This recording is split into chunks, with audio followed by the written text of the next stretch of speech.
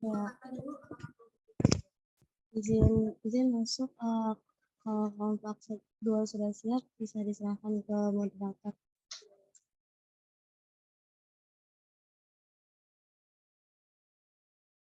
Ya, izin masuk. Terima kasih, Sipen.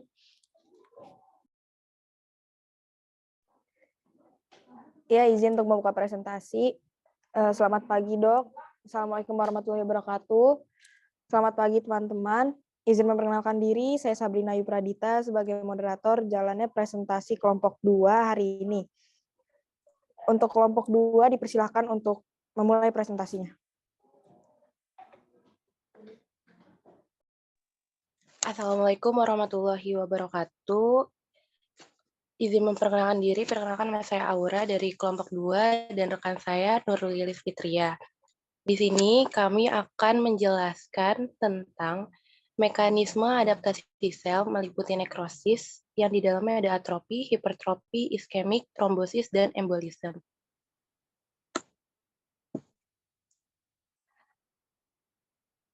Mekanisme adaptasi sel. Mekanisme adaptasi sel adalah penyesuaian sel atau jaringan yang bersifat reversibel akibat adanya suatu jejas atau injury.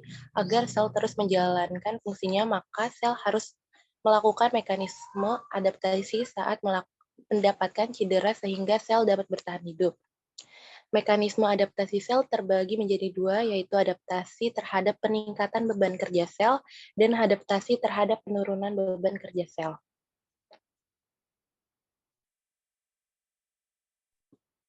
Baik, selanjutnya ada nekrosis sel. Nekrosis sendiri ini adalah kematian sel dan kematian jaringan pada tubuh yang hidup. Nekrosis dapat dikenali karena sel atau jaringan menunjukkan perubahan-perubahan tertentu baik secara makroskopis maupun mikroskopis. Secara makroskopis, jaringan nekrotik akan tampak keruh, tidak cerah lagi, berwarna putih abu-abu. Sedangkan secara mikroskopis, jaringan nekrotik seluruhnya berwarna kemerahan, tidak mengambil zat warna, sering pucat. Macam-macam nekrosis sel itu pertama ada nekrosis koagulatif, itu terjadi akibat hilangnya secara mendadak fungsi sel yang disebabkan oleh hambatan kerja sebagian besar enzim sitoplasmik hidrolitik juga dihambat sehingga tidak terjadi penghancuran sel. Yang kedua ada nekrosis likuefaktif. Itu perlunakan jaringan nekrotik disertai pencairan. Pencairan jaringan ini terjadi akibat kerja enzim hidrolitik yang dilepas oleh sel mati. Yang ketiga ada nekrosis kaseosa, yaitu bentuk campuran dari nekrosis koagulatif dan likuefaktif. Yang makroskopis terasa lunak, kenyal seperti keju, maka hal itu disebut nekrosis perkejuan. Yang keempat ada nekrosis lemak. Nekrosis memiliki dua bentuk, yaitu ada nekrosis lemak traumatik dan nekrosis lemak enzimatik. Dan yang terakhir ada nekrosis fibrinoid, yaitu nekrosis ini terbatas pada pembuluh darah yang kecil, arteriol, dan glomeruli akibat penyakit autoimun atau hipertensi malign. Selanjutnya yaitu atrofi. Atrofi itu artinya mengurangi ukuran sel dan kejadian di mana organ atau jaringan yang terbentuk tubuh mencapai batas normal tetap kemudian mengalami penyusutan. Sifatnya dapat fisiologi, misalnya pada proses aging atau penuaan, di mana seluruh bagian tubuh tampak mengecil bertahap. Ini contohnya. Next. Selanjutnya adalah hipertrofi, artinya itu menambah ukuran sel. Didefinisikan sebagai pembesaran jaringan atau organ karena pembesaran selnya yang tidak disertai peningkatan fungsi organ atau jaringan tersebut. Hipertrofi dapat bersifat fisiologi atau patologis, sebagai contoh seperti gambar di sini. Baik, selanjutnya ada iskemik. Iskemik sendiri ini merupakan kekurangan suplai darah pada area terlokalisasi. Keadaan ini bersifat reversibel, yaitu jaringan kembali pada fungsi normal setelah oksigen dialirkan kembali.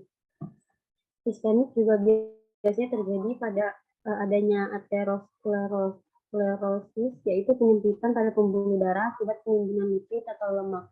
Contoh keadaan ini adalah angina pectoris pada jantung yang memiliki gejala klinis berupa rasa nyeri pada dada sebelah kiri dan menghilangkan ketika istirahat. Selanjutnya ada trombosis. Trombosis juga adalah suatu pembekuan pada lapisan dalam atau endotel pembuluh darah. Trombosis dapat menurunkan aliran darah secara total menyumbat pembuluh darah. Trombosis juga dapat terjadi pada lapisan endotel jantung. Trombosis pada arteri dapat menghentikan aliran darah ke area yang dialiri oleh pembuluh tersebut dan menyebabkan iskemik atau infark pada area tersebut.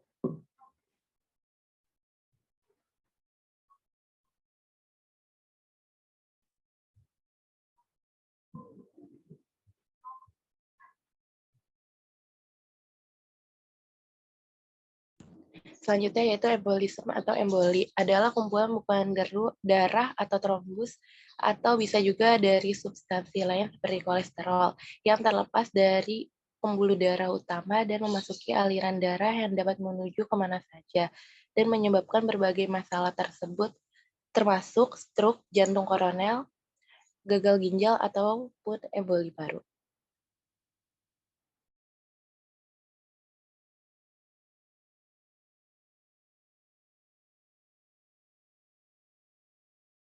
Ya, baik. Terima kasih kelompok 2 atas presentasinya. Sekarang kita masuk ke sesi diskusi. Bagi teman-teman yang memiliki pertanyaan, silakan untuk raise hand terlebih dahulu.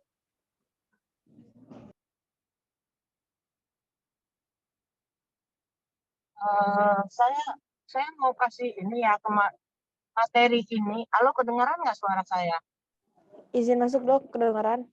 Ya, materi ini kan hampir sama dengan materi minggu kemarin ya kan, yang hari Kamis.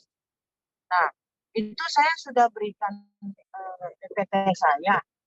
Dan kok PPT ini terlalu singkat ya kalau buat saya gitu. Jadi hanya mengupas kulit arinya aja. Ini nggak masuk sampai ke materi yang nanti saya ujikan gitu loh. Yang saya ujikan lebih dalam. Nah, coba saya nilai dari pertanyaan-pertanyaan teman-teman yang ada di sini. Boleh menggunakan PPT saya untuk bertanya ke grup ini. Ya, silakan. Baik, terima kasih, Dok, atas sarannya dan masukannya. Bagaimana teman-teman? Apa ada yang ingin bertanya?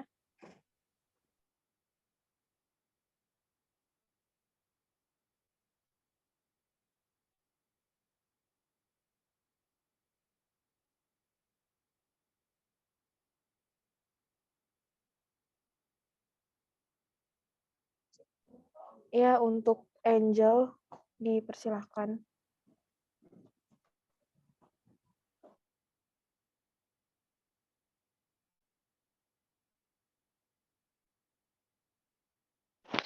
Assalamualaikum warahmatullahi wabarakatuh. Perkenalkan saya Angela Agustina. Izin bertanya. Tadi kan katanya iskemik itu kekurangan suplai darah ya, karena darahnya tidak teralokasikan ke daerah tersebut. Nah, katanya itu salah satu penyebabnya itu karena lipid ya atau lemak. Nah, bisa nggak sih apa sih bedanya iskemik tadi tuh sama jantung koroner gitu? Ya, cukup sekian. Terima kasih. Bisa diulang pertanyaannya? Saya kurang jelas. Iya, izin masuk, Dok. Izin mengulangi pertanyaan dari Angel. Jadi, tadi Angel bilang, iskemik itu kan kekurangan suplai darah, Dok. Nah, penyebabnya ini karena lipid. Pertanyaannya adalah, apa sih bedanya iskemik ini dengan jantung koroner? Oke, saya jawab nggak kelompok ini?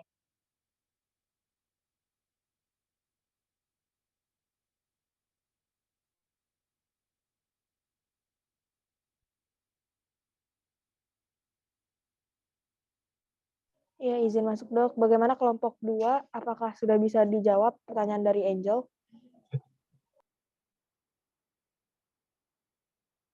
Baik, izin menjawab ya, Mat. Iya, silahkan. Izin menjawab dari pertanyaan Angel, apakah bedanya dari Jadi penyakit jantung koroner itu bisa disebut juga penyakit jantung iskemik. Jadi lebih tepatnya itu penyakit jantung iskemik sama dengan jantung koroner seperti itu. Mungkin maksud pertanyaannya apa? Saya coba ulangin ya pertanyaannya. Mungkin maksudnya gini, kalau iskemik itu kan sumbatan, terus katanya penyakit jantung itu berhubungan dengan lemak. Nah, apa hubungannya lemak dengan sumbatan itu gitu loh? Ya nggak? Pertanyaannya gitu bukan?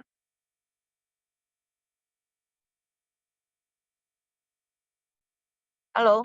Saya izin menjawab, Ibu, seperti itu kurang lebih. Ya, itu pertanyaan Angel, apa hubungannya iskemik dengan lemak gitu ya?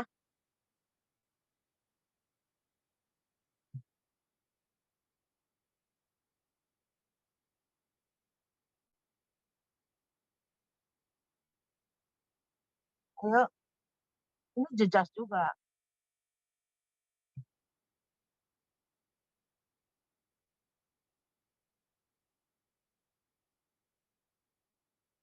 Bisa jawab nggak?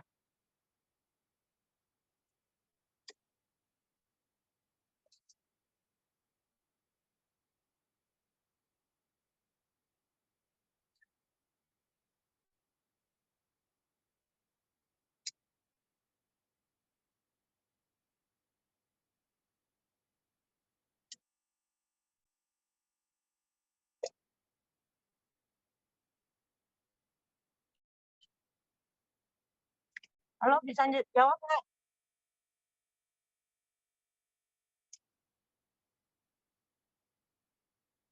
Halo. Ibu izin mengkonfirmasi kembali. Jadi itu pertanyaan saya itu tadi itu apakah iskemik itu sama dengan jantung koroner, Ibu? Karena kan tadi penyumbatannya kan yang biasa dirasakan itu sama-sama karena penyumbatan nih. Saya itu nanyanya itu tadi apakah iskemik itu sama dengan jantung koroner? Seperti itu. Oh, ya udah, silakan dijawab. Bisa nggak?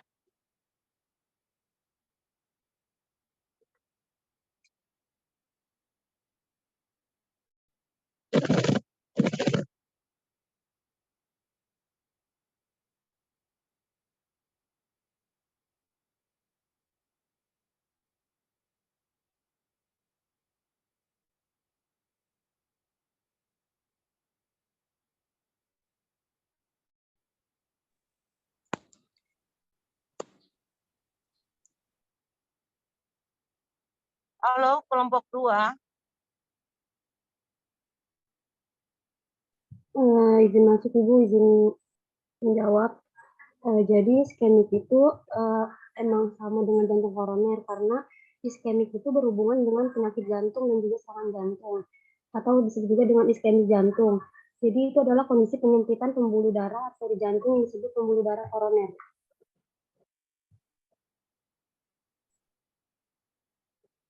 Oke, kayaknya nggak mengerti ya. Iskemik itu suatu kondisi di mana ada sumbatan di pembuluh darah. Ya, jadi kondisi sumbatan di pembuluh darah. Bisa pembuluh darah mana saja.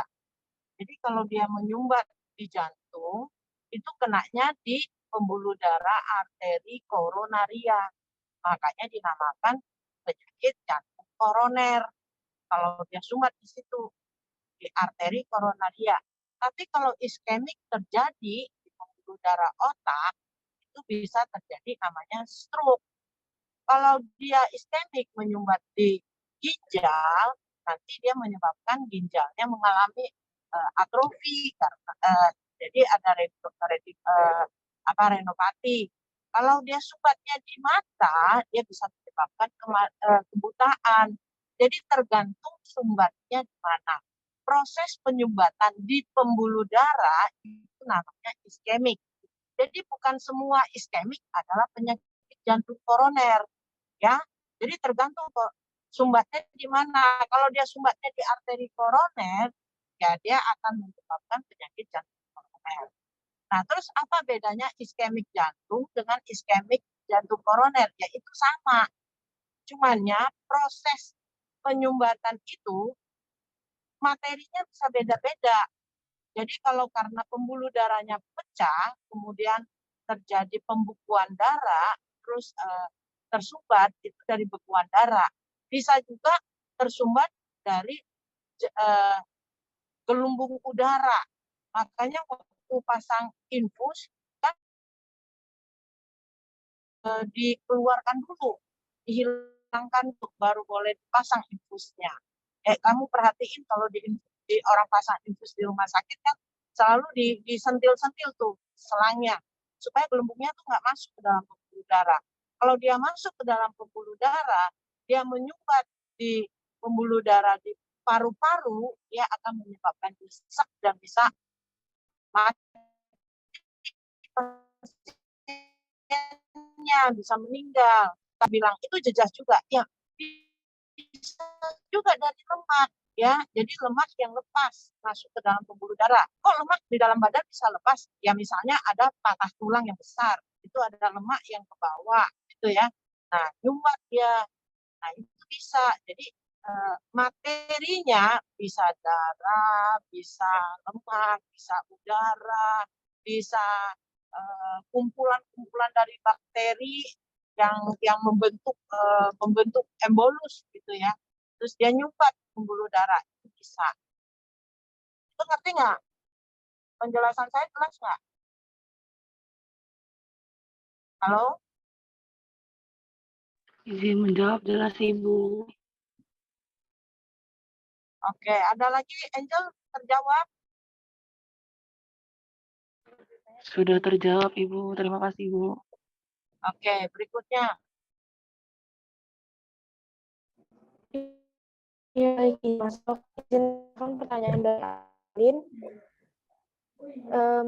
Ada di kolom chat, di bagian atrofi patologi, itu akan otot panjangnya pergerakan itu bagaimana ya? Terima kasih.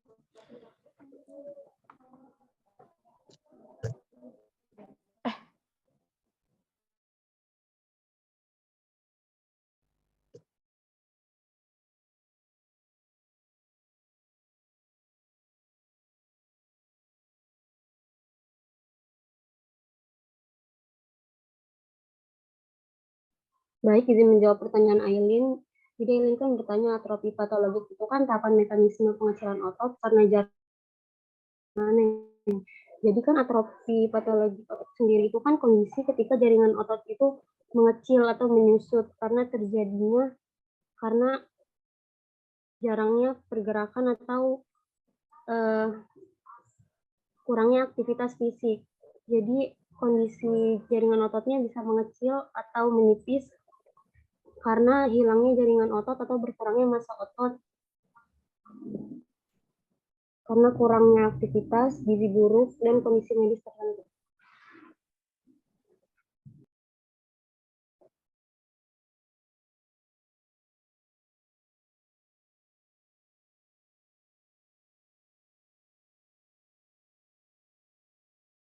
Ya, izin masuk. Terima kasih Lilis atas jawabannya. Bagaimana Aileen? Apakah sudah terjawab?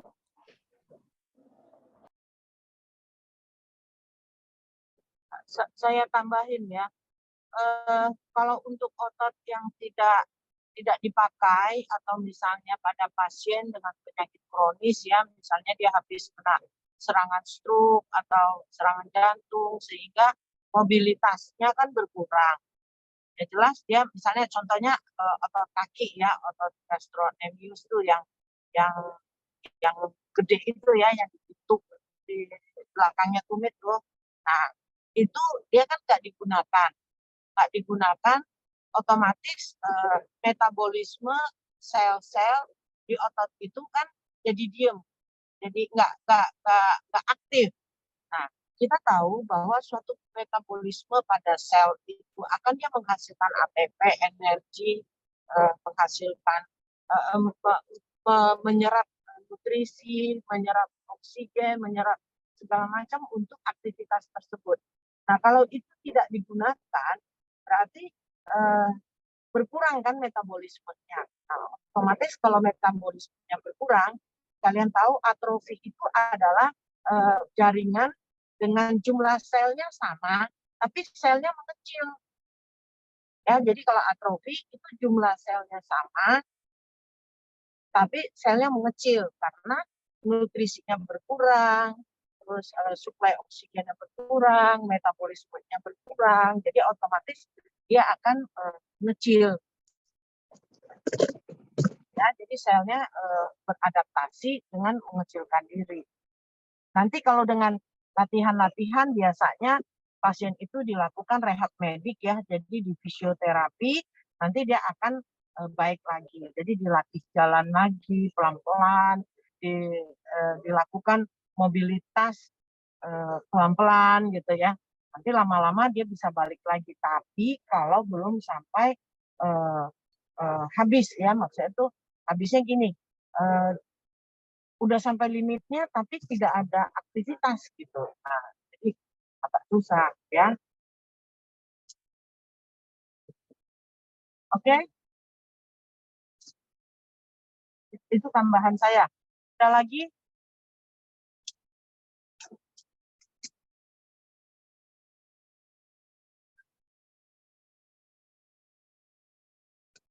Ada Iya, lagi? Dok. Terima kasih atas tanggapannya dan tambahannya. Mungkin bisa diserahkan lagi kepada teman-teman yang masih ingin bertanya ya, Dok. Ya. Ya, bagi teman-teman, apakah masih ada yang ingin bertanya kepada kelompok 2?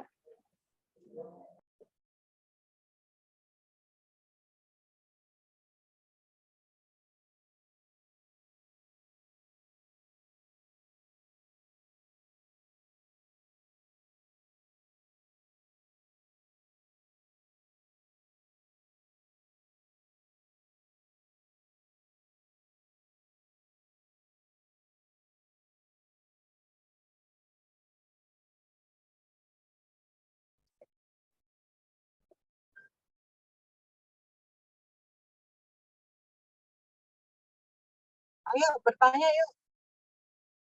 Saya dibayar 2 jam loh, 2 kali 50 menit. Ayo.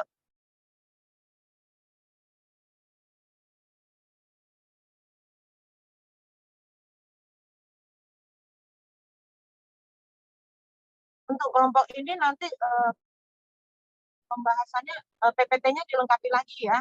Tadi tentang mekanisme memang tidak keluar tuh di PPT-nya. Bagaimana prosesnya, mekanismenya bagaimana gitu. Itu harus dijelaskan.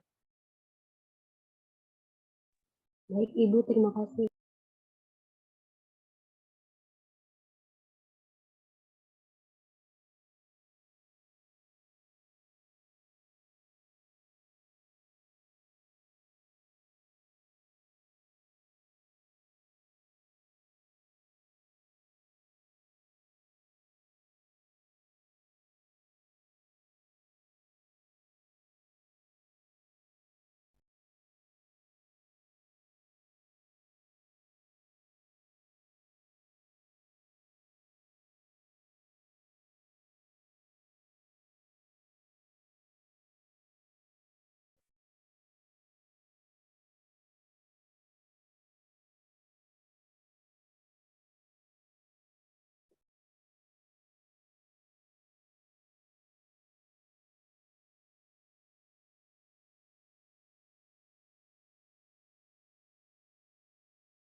Iya, izin masuk, Dok. Sepertinya sudah tidak ada pertanyaan dari teman-teman untuk kelompok 2. Jadi mungkin akan saya tutup presentasi dari kelompok 2. Dan saya serahkan kembali kepada Dr. Maria. Kurang lebihnya mohon maaf, saya Sabrina pamit undur diri sebagai moderator. Terima kasih. Assalamualaikum warahmatullahi wabarakatuh. Terima kasih Sabrina. Materinya sama dengan minggu kemarin sudah saya presentasikan. Dan silakan dipakai PPT saya, bisa diperjelas dari situ ya. Untuk kelompok 2. Kelompok 2 sendiri ada yang mau bertanya nggak?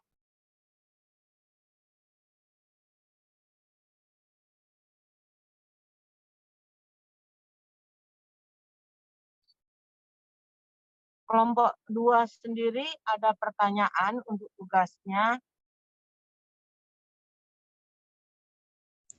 Izin bertanya, Dok. Ya, Berarti ini kan PPT-nya mau dilengkapi, nanti langsung ya, kirim ke dokter aja atau ya, gimana? Atau ya. dipresentasiin minggu depannya? Enggak kirim ke saya aja. Oke, baik. Terima kasih, Dok. Ya, oke.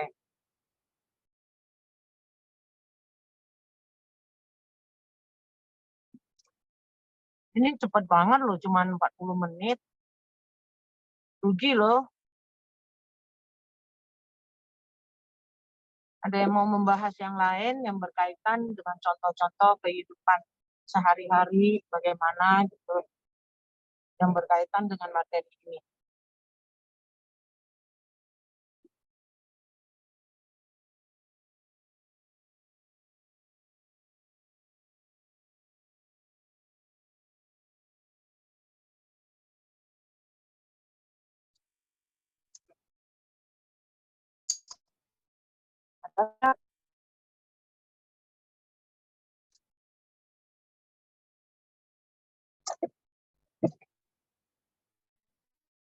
Kalau tidak ada, ya kita sudahi sampai di sini ya.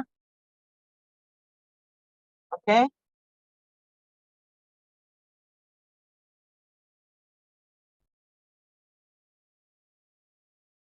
Halo? Halo?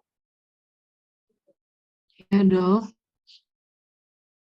Nggak ada yang bertanya? Dari kelompok 2 sendiri, hanya itu aja yang ditanyakan.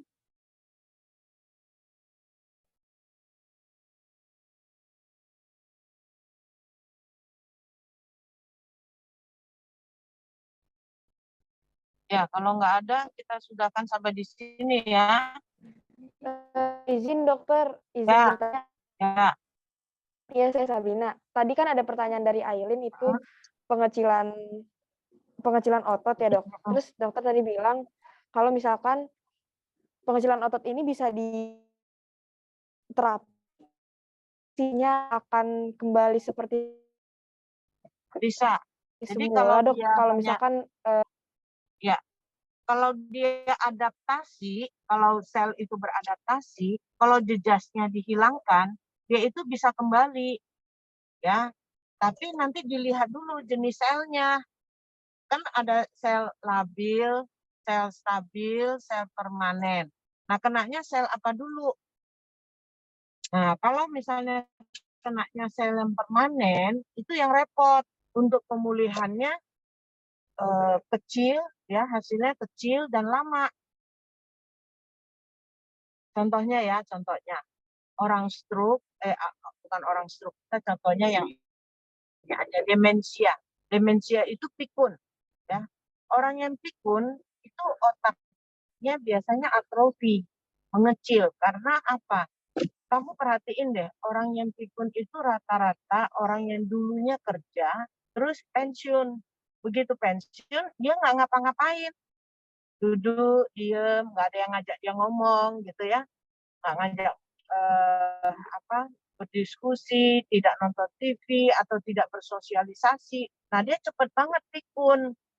Makanya kan ada pikun yang masih usia muda, kok ada yang tua masih nggak pikun. Biasanya orang tua yang masih aktif, dia itu jarang pikunnya. Lama baru pikun. Bisa pikun. Nah, terus apakah pikun bisa disembuhkan? Ya sangat susah. Karena yang kena adalah otak. Sel otak itu jenis selnya permanen. Jadi sangat susah gitu ya. Kita kasih vitamin untuk sel otaknya, sel sarafnya kita kasih. Tapi hasilnya nggak terlalu bisa sesuai dengan ekspektasi kita gitu ya, karena di sel yang permanen. Jadi dilihat jenis selnya juga. Tuh, oke? Terjawab, Sabrina? iya izin masuk dokter jawab, Dok. Terima kasih, Dok. Ya. Boleh pertanyaannya tentang ya kehidupan gini ya. Boleh ditanyakan.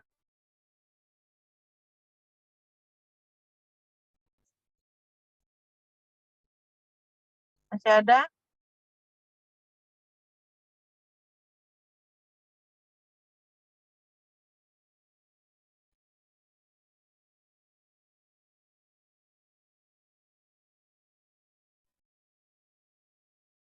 Sabrina.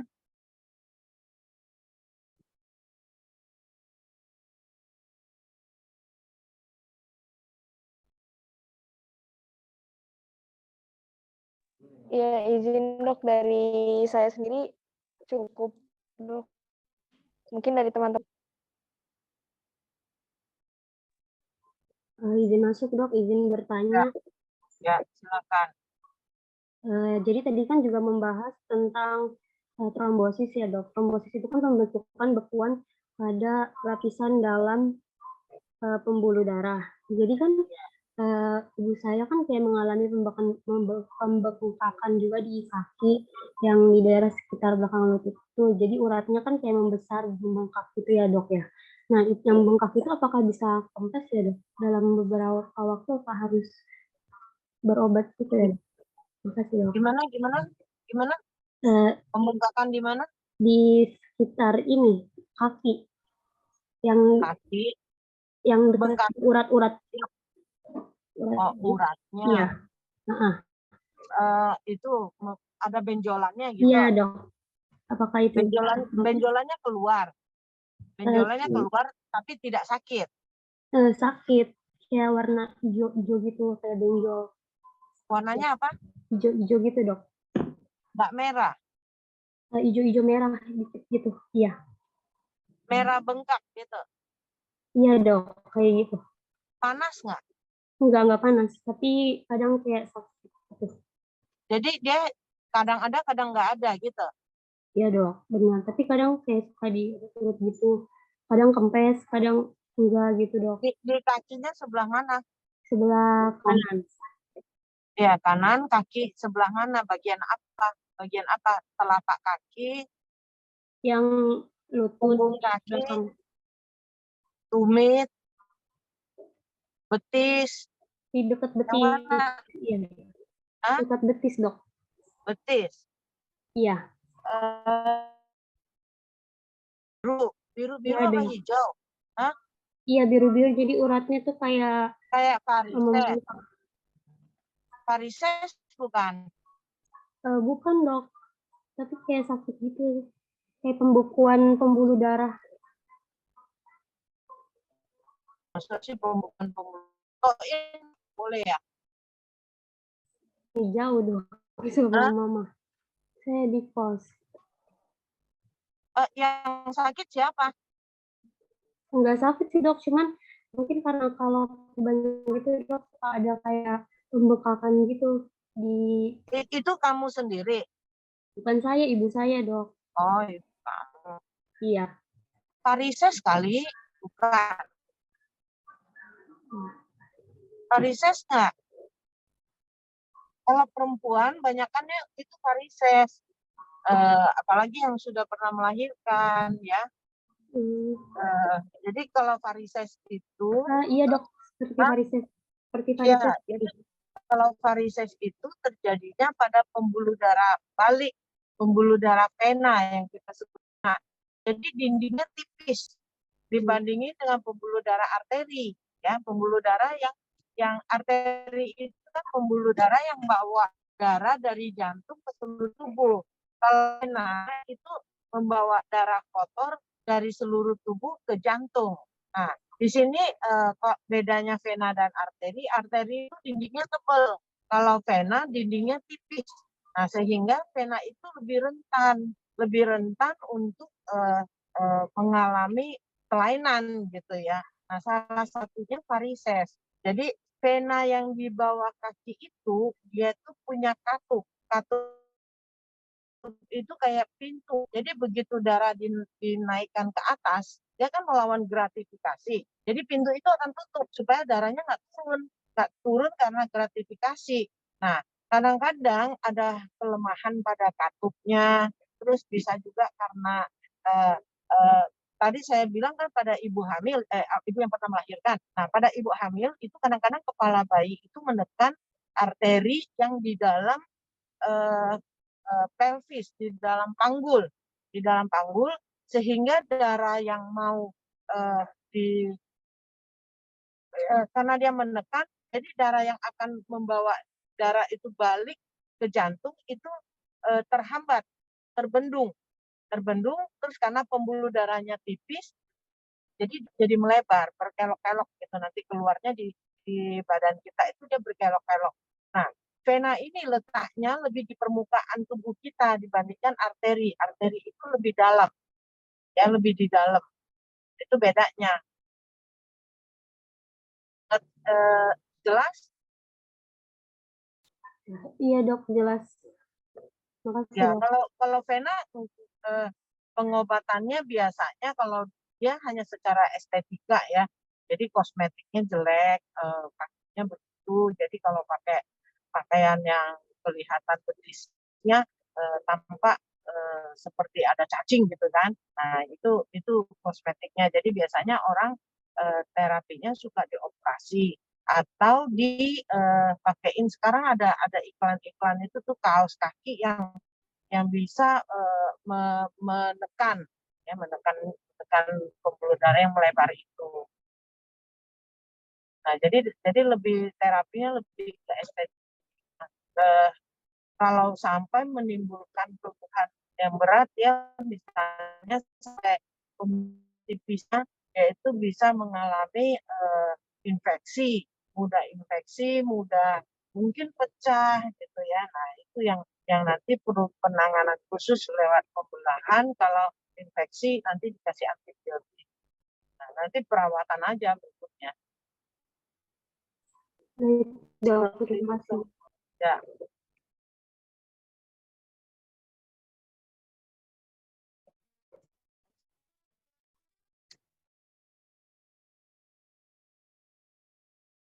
Ada lagi?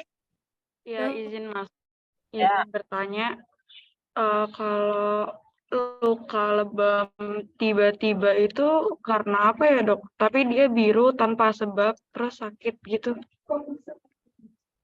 Katanya mitosnya itu kan dijilat setan, tapi kalau menurut medis tuh karena apa ya dok?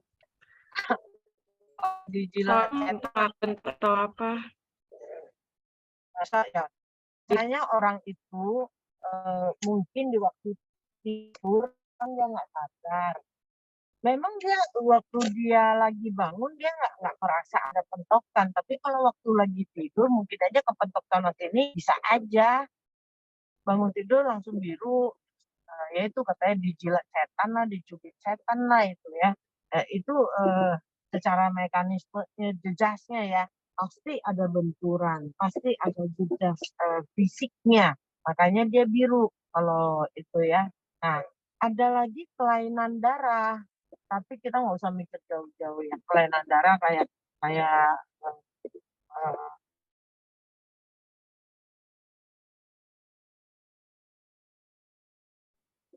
apa leukemia apa gitu ya. Itu bisa menjadi salah satu yang harus periksa lab darahnya semua.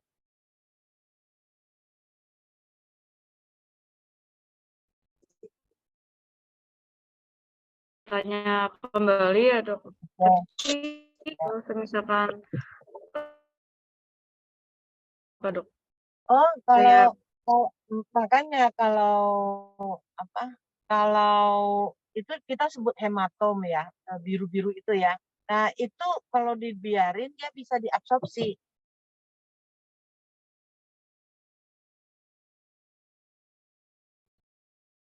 Ya, jadi bisa oleh tubuh kita bisa absorpsi sendiri. Ya. Jadi bisa tubuh kita itu bisa absorpsi yang biru-biru itu. Nggak apa-apa. Jadi bukan karena diobati setan juga gitu ya. Oke. baik dok, terima kasih. Kan ada mekanisme pertahanan tubuh kita, jadi dia bisa di reabsorpsi sendiri oleh tubuh.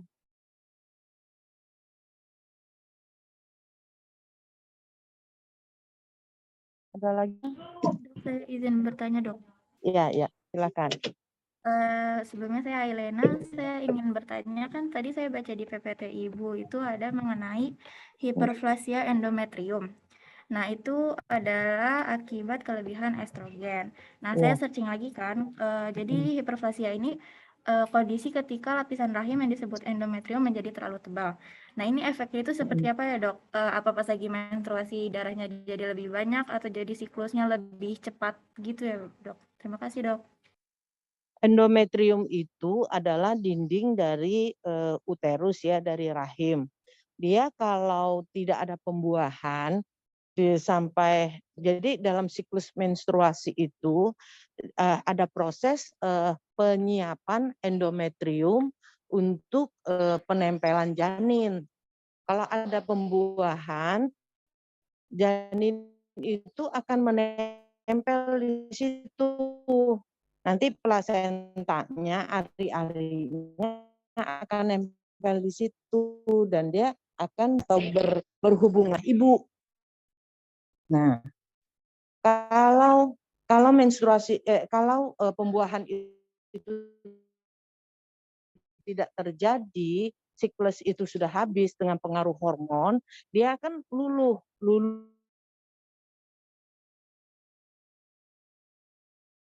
yang jadi menstruasi. Nah, kalau dibilang menstruasi bisa banyak, bisa enggak luas permukaan dari endometrium itu. Hanya kayak orang kalau dia mengalami lebih luas karena ada dan jadi lebih banyak loh. Ngerti? Halo? Ngerti kah? Ngerti, Ibu. Mohon maaf tadi suaranya agak putus-putus, Ibu. Terima kasih, Ibu. Oh, sambil jalan saya. Oke. Iya, Ibu. Ada lagi? Baik dok, izin masuk. Saya ingin bertanya mengenai stroke iskemik. Jadi, stroke iskemik ini termasuknya ke stroke ringan atau stroke berat ya dok? Terus, Ya tergantung luasnya, tergantung besarnya pembuluh darah yang kena.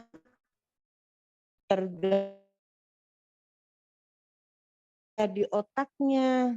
Kalau peran area di otak itu besar, ya dia akan memberikan gejala yang besar. Gitu. Ya.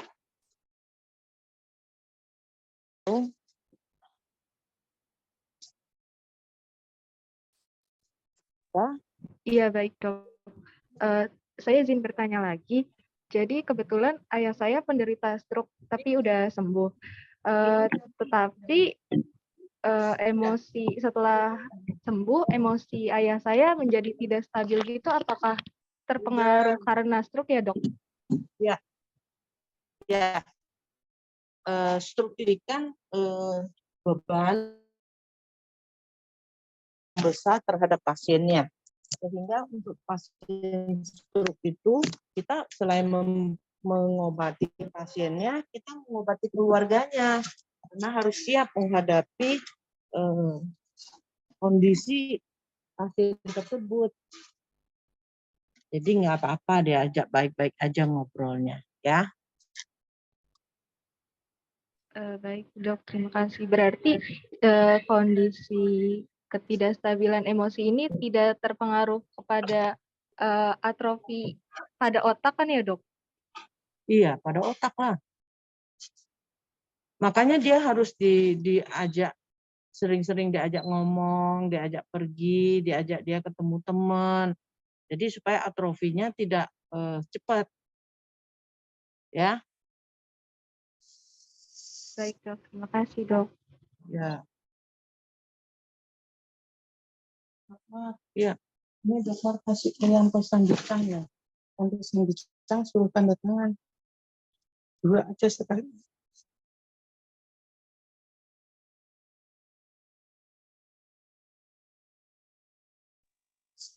Oke, masih ada yang mau bertanya?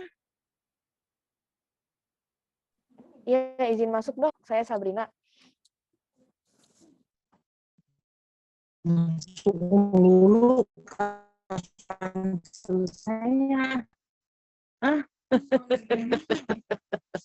Oke, ya. Ayo. Iya, dia izin masuk ya dok. berhenti Izin bertanya. lagi. Iya, izin bertanya dok. Mungkin jaringannya ini rada. Ya, ya. Saya mau bertanya tentang keram dok. Keram itu kan yang saya tahu itu penyumbatan pembuluh darah. Nah, kenapa sih mekanismenya si keram ini tuh tiba-tiba datang? Apa karena si keram ini adalah efek dari penyumbatan Oh, keram gitu dok? kram. Kram. Kram itu bisa Iya. juga karena efek tidak hanya pembuluh darah, tapi bisa pengaruh kalsium, bisa banyak ya. Kalau dia terlalu stres juga bisa terlalu banyak gerak gitu. Kram itu banyak aktivitas gitu tanpa pemanasan gitu. Jadi dia bisa jadi kram. Halo, udah terdengar? Iya, izin dok. Berarti kalau misalkan si kram ini terjadi karena si penyumbatan pembuluh darah tadi kayak iskemik itu. Bukan penyumbatan, bukan penyumbatan. Oh, berarti Penyumbatan sesaat lah, penyumbatan sesaat. Jadi langsung lepas gitu ya. Jadi kalau penyumbatan kan lama. Oke, baik dok. Terima kasih dok. Sesaat doang. Ya.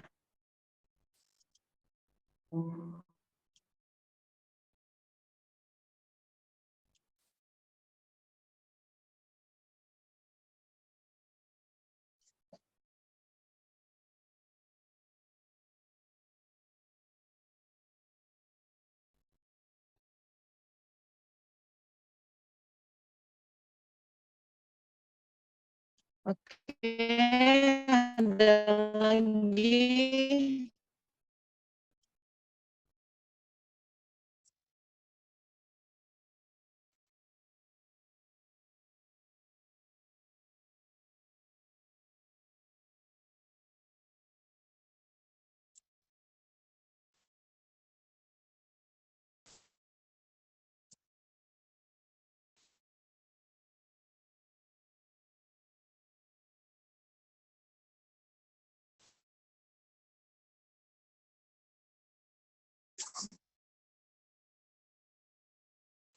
Oke. Kalau sudah tidak ada.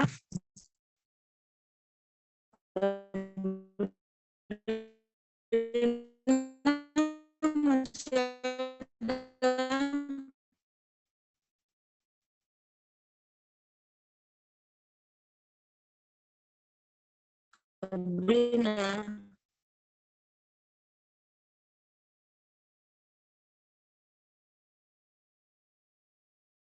Masih ada?